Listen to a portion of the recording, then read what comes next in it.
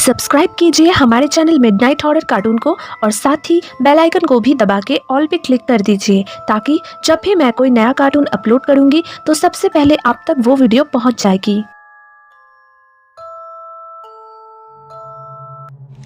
आजकल शहनाज बड़ी खुश थी। किराए के मकान से जान छूटने वाली थी। जब भी मालिक मकान घर खाली करने को कहते थे उसकी तो जान पर बनाती थी। अपने भाई और अप्पू को किराए के मकान के लिए परेशान होता देखकर उसे बहुत दुख होता था और उसे भाई की उस आदत से भी बहुत चिढ़ थी कि वो हर काम को बहुत लाइटली लेता था। तुम आखिर मकान खाली करने से चिढ़ती क्यों हो शहनाज? शहनाज को गुस्सा होते देखकर भाई को उसको छेड़ने में मजा आता था। भाई, अगर आपको सामान समेटकर दूसरे घर में सजाना पड़े ना तो पता लग जाएगा। बहना, सामान तो मैं और अप्पू शिफ्ट करवाते हैं ना, और तुम घर में सिर्फ ऐतराज के अलावा और क्या करती हो? भाई ने हंसकर उसे छेड़ा और शहनाज के तन बदन में तो आग लग गई। ट्रक में भरकर सामान ले जाने और घर में सामान सेट करने में ज़मीन आसमान का फ़र्क होता है। मैं तो भाई बहुत तंग आ गई हूँ रोज़ रोज़ की इस शिफ्टिंग से। अम्मी अब्बू से कहे ना अपना घर खरीद ले। कब तक हम खाना बदोशों की तरह ज़िंदगी गुजारेंगे? परेशान तो शहनाज के अब्बू प्रोफेसर वसीम और उसकी अम्मी भी थी।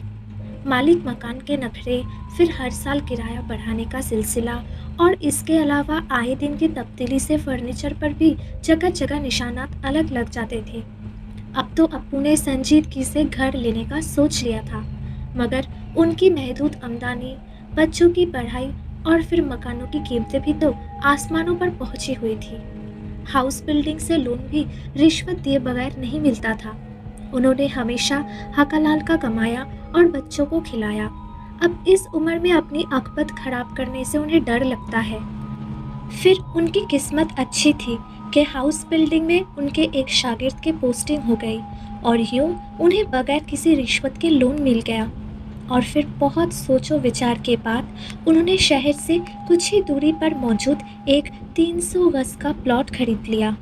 वो प्लॉट शहर से दूर और वीरान होने की वजह से बहुत ही सस्ता और उनके रेंज में था।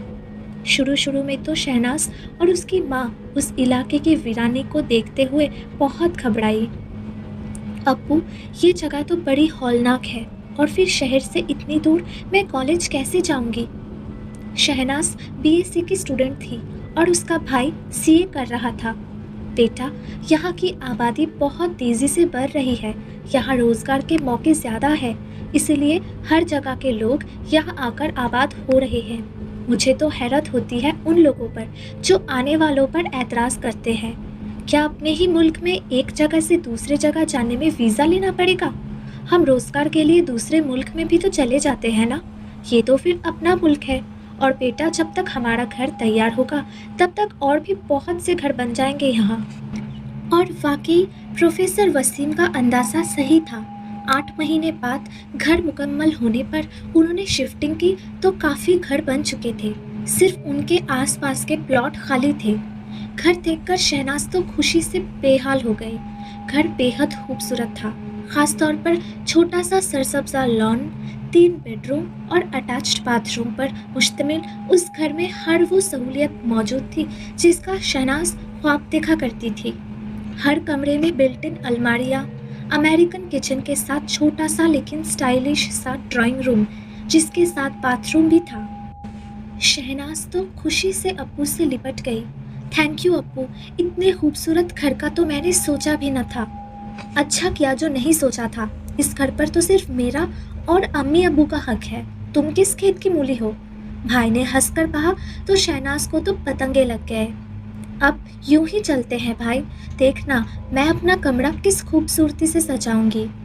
सिर्फ नाम का ही कमरा होगा तुम्हारा, क्योंकि कुछ अरसे बाद हम तुम्हें इस घर से निकाल देंगे। इंतज़ार कर रहे हैं उस शख्स का जो इस मुसीबत को अपने घर ले जाए। भाई ने फिर उसे छेड़ा और शहनाज उसको मारने दौड़ी, लेकिन प्रोफेसर वसीम बीच में आ गए। बेटा, मत छिड़ा करो हमारे चहकती बुलबुल को। ये तो इस घर की रौनक और रहमत है। इसके रुखसती के बाद भी कमरा उसी के नाम ही अलॉट रहेगा। कई दिन तो घर की सेटिंग में निकल गए। फिर शहनाज को तन्हाई सताने लगी। घर के सन्नाटे और वीरानी से दिल घबराने लगा। हालांकि काफी घर आबाद थे, लेकिन अजीब खुश्क और बदसोक लोग थे। किसी ने फूले से भी आकर झांका तक नहीं था। यूं यूं वक्त गुजरता रहा। शहनाज एक अजीब किस्म की बेचैनी और अकेलापन का शिकार हो रही थी। आजकल कॉलेज की भी छुट्टियां थी और मोबाइल पर दोस्तों से कितनी बातें करती और कब तक टीवी देखती। किसी से अपनी कैफियत शेयर भी नहीं कर सकती थी, क्योंकि घर खरीदने के लिए सबसे ज्यादा उतावली वही थी। उस दिन अचानक अम्मी को प्रोफेसर साहब के दोस्त की वालिदा के इंतकाल पर जाना पड़ गया, तो अप्पू ने अम्मी को जनाजा उठने से पहले पहुंचने के लिए कहा था।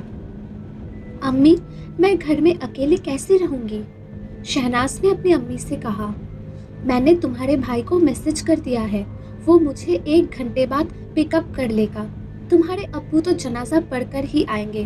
तुम तब तक टीवी देखती रहना, और हाँ, जब तक मैं वापस ना आऊं तुम दरवाजा मत खोलना। माँ के चले जाने के बाद शहनाज ने लाउंज में रखे टीवी को ऑन किया। उसका पसंदीदा ड्रामा आ रहा था। अचानक उसे लगा कि उसके पीछे कोई खड़ा है। उसने पीछे मुड़कर देखा तो कोई नहीं था। ला हौल वला कुव्वत। उसको अपनी ही बुज़दिली पर हंसी आ गई। अब उसको सर्दी महसूस हो रही थी। नवंबर का महीना था और खुले इलाके के वजह से फिजा में खुनकी सी पैदा हो गई थी। शहनाज ने टीवी बंद किया और कॉफी बनाने किचन की तरफ बढ़ी, जो कि अमेरिकन स्टाइल में खुला हुआ था, और काउंटर के साथ 2 कुर्सियां भी रखी हुई थी, जिस पर अक्सर दोनों माँ बेटी दोपहर को खाना खाया करती थी।